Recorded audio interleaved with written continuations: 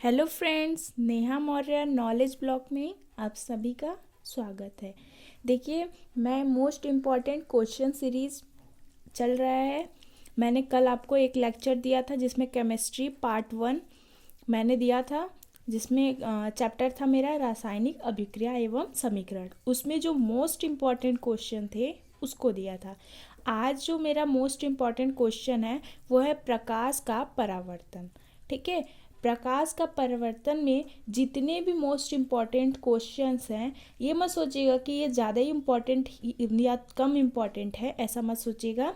क्योंकि ये जो क्वेश्चन मैं बता रही हूँ ये बार बार पूछे गए हैं। ये कम से कम 2020 से लेके 2025 जितने भी अभी तक एग्ज़ाम हुए हैं सब में पूछे गए हैं। और यहाँ पे जो लिखा गया है 2024 2025, ये इसी को मत देखिएगा आप लोग। खाली ये ऐसा नहीं है कि ये खाली 2024 में ही पूछा गया है, ये 19 में भी पूछा गया है। लेकिन मैंने पर्टिकुलर लिख दिया है कि जो मतलब कि जो अभी अभी पूछा गया है वो ईयर लिखा है यहाँ पे। ठीक है, तो आप लोगों को क्या करना है, पूरा एकदम अच्छे से इसको मतलब कि मैं क्वेश्चन प्रोवाइड कर रही हूँ, इसका आंसर आप लोग अपने से खुद लिखिएगा। और अगर नहीं समझ में आ रहा है तो कमेंट सेक्शन में कमेंट कीजिएगा, मैं इसके बारे में आपको बताऊंगी। ठीक है, चलिए क्वेश्चन मैं बताती हूँ। फर्स्ट जो क्वेश्चन है मेरा क्या है, अवतल दर्पण द्वारा बने सभी प्रतिबिंबों की प्रतिबिंब सहित व्याख्या कीजिए। देखिए, ये अवतल दर्पण द्वारा जितने भी प्रतिबिंब बनते हैं उन सभी प्रतिबिंब को बनाना है और कैसा होता है आकार वो सब बताना है। ठीक है, इसी प्रकार अवतल दर्पण का ही है, उत्तल दर्पण का भी है। जैसे देखिए यहाँ पे यहाँ उत्तल दर्पण है, यहाँ पे अवतल दर्पण। दोनों क्वेश्चन देखिए 24 और 25 मैंने जैसा बताया कि पीछे भी पूछा गया है, तो 24 और 25 दोनों में पूछा गया है। इसमें क्या हो, अब ऐसा नहीं है कि ये खाली लॉन्ग आंसर में पूछा गया है, शॉर्ट आंसर में भी पूछा गया है। देखिए, जैसे शॉर्ट आंसर आप इसको याद कर लेंगे तो आपका शॉर्ट आंसर भी कंप्लीटली रिपीट हो जाएगा, रिवाइज हो जाएगा। शॉर्ट आंसर में ऐसे पूछता है जैसे कि किसी वस्तु को अवतल दर्पण के फोकस पे रखते हैं तो प्रतिबिंब कहाँ पे बनता है, तो कहाँ पे बनता है, अनंत में बनता है। तो आपको पता रहना चाहिए कि अनंत में बनता है। ऐसे आप लोग लॉन्ग आंसर याद करेंगे तो शॉर्ट अपने आप ही बन जाएगा। और एमसीक्यू वाले जो क्वेश्चन होते हैं ऐसे ही बनते हैं। ठीक है, और ऐसे भी क्वेश्चन पूछता है कि अगर हम किसी वस्तु को वक्रता केंद्र पर रखते हैं तो उसका प्रतिबिंब कहाँ पे बनता है, कैसा बनता है, सीधा बनता है कि उल्टा बनता है, वास्तविक बनता है कि आभासी बनता है। तो जब हम उसको वक्रता केंद्र पे रखते हैं तो उसका प्रतिबिंब वक्रता केंद्र पर बनता है, वो भी कहाँ बनता है, उल्टा बनता है। ठीक है, और वास्तविक बनता है, ये सब आप लोग को पता है। तो ये सब अच्छे से आप लोग को याद रहना चाहिए। ये दोनों क्वेश्चन अगर अच्छे से याद हैं तो आप लोग एमसीक्यू के क्वेश्चंस भी लगा लेंगे और शॉर्ट क्वेश्चंस आएंगे तो वो भी लगा लेंगे। ठीक है, अब देखिए तीसरा क्वेश्चन क्या है, परावर्तन किसे कहते हैं, इसके नियम कितने होते हैं, व्याख्या कीजिए। परावर्तन कहते किसे हैं। ठीक है, अभी मैंने एक लेक्चर दिया था उसमें अच्छे से आप लोगों को बताया था। आप लोगों को अगर कोई डाउट है तो उस लेक्चर में जाकर आप लोग देख सकते हैं। ठीक, उसमें मैंने बहुत अच्छे से बताया कि परावर्तन किसे कहते हैं और इसके कितने नियम होते हैं। तो 2 तरह के नियम होते हैं। ठीक है, तो ये दोनों नियम यहाँ पूछे गए हैं। ये किस ईयर में पूछा गया है, 2025 में पूछा गया है। ठीक है, अब देखिए अगला जो क्वेश्चन है वो क्वेश्चन क्या है, जल तथा कांच में प्रकाश का परावर्तन क्रमशः 2.5 गुणे 10 की पावर 8 मीटर है तथा 2 गुणे 10 की पावर 8 मीटर प्रति सेकंड है। निम्नलिखित अपवर्तनांक की गणना कीजिए। 2024 में पूछा गया है। क्या इसमें पहला क्वेश्चन क्या है, पानी के सापेक्ष कांच का अपवर्तनांक बताना है, और दूसरा क्वेश्चन है वायु के सापेक्ष कांच का अपवर्तनांक बताना है। ठीक है, अब देखिए अगला क्वेश्चन क्या है। अब इसको ये मत देख कि ये बहुत बड़ा क्वेश्चन है, 2023 में पूछा गया है। देख लीजिए, ये 2023 में पूछा गया है और इम्पॉर्टेंट क्वेश्चन भी है। जैसा मैंने बताया कि रिपीटेड क्वेश्चन है तो सारे ही इंपॉर्टेंट है। ठीक, तो इसमें क्या पूछा गया है, गोली दर्पण कितने प्रकार के होते हैं, तो कितने प्रकार के होते हैं, 2 प्रकार के। कौन कौन से, समतल दर्पण और गोली दर्पण कितने, 2 प्रकार के होते हैं। कौन, उत्तल और अवतल। ठीक है, उनके नाम बताने हैं यहाँ आपको। और क्या बोला गया है आगे देखिए, किसी गोली दर्पण के वक्रता केंद्र एवं मुख्य अक्ष की परिभाषा बताइए। तो वक्रता केंद्र क्या होता है, मुख्य अक्ष क्या होता है, इसके बारे में आप लोग को परिभाषा बतानी है। ठीक, अगला देखिए ये न्यूमेरिकल है। न्यूमेरिकल में क्या कहा गया है, एक अवतल दर्पण की फोकस दूरी 30 सेंटीमीटर है। दर्पण के सम्मुख 5 सेंटीमीटर लंबी वस्तु दर्पण से 30 सेंटीमीटर की दूरी पर रखी है।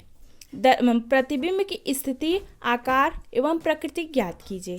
ये 2023 में पूछा गया है। ठीक, ऐसे क्वेश्चंस बहुत पूछे गए हैं। तो जो रिपीटेड है, एक ही क्वेश्चन एक ही तरह का जो ईयर्स में पूछा गया वही पर्टिकुलर क्वेश्चन यहाँ पे लिखा गया है। ठीक है, अब देखिए अगला जो क्वेश्चन है वो क्या है। कांच का अपवर्तनांक 1.5 है। वायु में प्रकाश की चाल 3 × 10⁸ है मीटर प्रति सेकंड है। तो कांच में प्रकाश की चाल ज्ञात कीजिए। ये 2025 में पूछा गया है। ठीक है, अब देखिए अगला जो क्वेश्चन है क्या है। एक गोली दर्पण की वक्रता त्रिज्या 20 सेंटीमीटर है तो फोकस दूरी क्या होगी। ठीक है, वक्रता त्रिज्या देकर फोकस दूरी पूछ रहा है। तो रिलेशन बिटवीन जो फोकस दूरी और वक्रता त्रिज्या के बीच में आपको संबंध तो पता होगा, F=R/2। तो उसी पे लिख देना है। ठीक है, उसी पे लिख देना है। आगे देखिए अगला जो क्वेश्चन क्या है। 16 सेंटीमीटर की फोकस दूरी के अवतल दर्पण के सामने एक वस्तु 8 सेंटीमीटर की दूरी पर रखी है। उपयुक्त किरण आरेख तथा उपयुक्त क्वेश्चन का जो है किरण आरेख बनाना है और प्रतिबिंब की स्थिति बतानी है। ये 2023 में पूछा गया है। ठीक है, अब देखिए अगला जो क्वेश्चन है वो क्या पूछा गया है। 5 सेंटीमीटर लंबाई का कोई बिंब 30 सेंटीमीटर वक्रता त्रिज्या के किसी उत्तल दर्पण के सामने 20 सेंटीमीटर की दूरी पर रखा है। प्रतिबिंब की स्थिति, प्रकृति और आकार ज्ञात कीजिए। ये 2021 में पूछा गया है। ठीक, अब देखिए आगे। अब इसके बाद जितने भी क्वेश्चंस हैं सब न्यूमेरिकल्स हैं। ठीक है, न्यूमेरिकल्स नहीं आएंगे तो आप लोग बता दीजिएगा, मैं आपको इसका एक लेक्चर प्रोवाइड कर दूंगी जिससे आप लोग इसको सॉल्व कर लीजिएगा। ठीक है, देखिए अब क्या है। एक अवतल दर्पण की वक्रता त्रिज्या 40 सेंटीमीटर है। इसके सामने एक वस्तु 15 सेंटीमीटर की दूरी पर रखी गई है।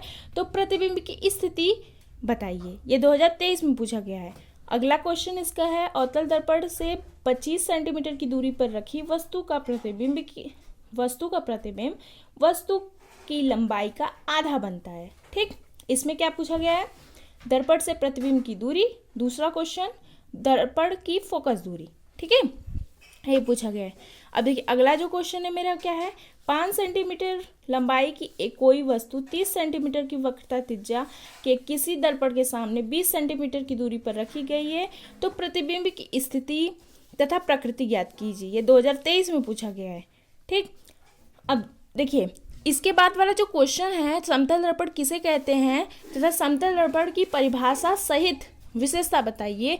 तो ये इम्पॉर्टेंट क्वेश्चन है एक तरह से। इसमें जो विशेषता वाले क्वेश्चंस होते हैं ना वो इम्पॉर्टेंट होते हैं, क्योंकि जैसे कि जो समतल दर्पण होता है 2023 में क्या 2022 में पूछा गया है कि समतल दर्पण की फोकस दूरी क्या होती है। मतलब MCQ में पूछा गया है।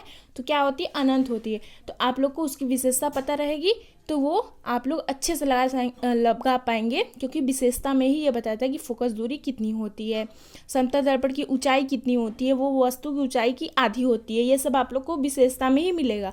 तो विशेषता एक बार पढ़ लीजिएगा। ठीक है, अगला जो क्वेश्चन है वो क्या है।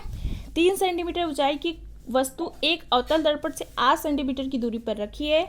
तो 4.5 सेंटीमीटर की ऊंचाई का आभासी प्रतिबिंब बनता है। प्रतिबिंब की स्थिति, दर्पण की फोकस दूरी ज्ञात कीजिए। ये 2024 में पूछा गया है। इसके बाद का क्वेश्चन है।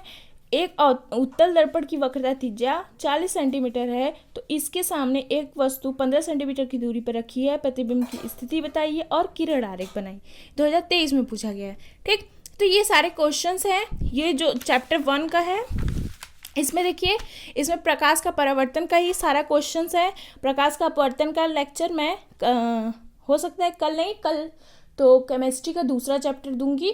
ठीक, उसके बाद इसका पार्ट 2 रहेगा। ठीक है, अपवर्तन वाला क्वेश्चंस। तो ये प्रकाश का परावर्तन का सारा क्वेश्चंस है। आप लोगों को क्या करना है, इन सारे क्वेश्चन को जैसे मैंने पहले लेक्चर में बताया था आप लोगों को एक अलग कॉपी बनानी है। सारे क्वेश्चंस को क्या करना है, अपने से ट्राई करना है। सपोज करना है कि जैसे ये एग्ज़ाम का पेपर हो। ठीक है, एज अ पर्टिकुलर चैप्टर का आप लोग क्या करेंगे, क्वेश्चन को अच्छे तरह से रिपीट करेंगे तो एक समय ऐसा आएगा, एक समय क्या, एक महीने में ही आप लोगों को एकदम अच्छी तैयारी हो जाएगी। ठीक है, टॉपर्स जैसे करते हैं ना, ऐसे ही करते हैं टॉपर्स। जो इंपॉर्टेंट क्वेश्चन होते हैं पहले उस पर ध्यान देते हैं, फिर उसके बाद अदर। ठीक, तो और भी कोई अगर प्रॉब्लम हो तो आप लोग कमेंट सेक्शन में कमेंट कर दीजिएगा, मैं उसमें वीडियो प्रोवाइड कर दूंगी। वीडियो देखने के लिए धन्यवाद।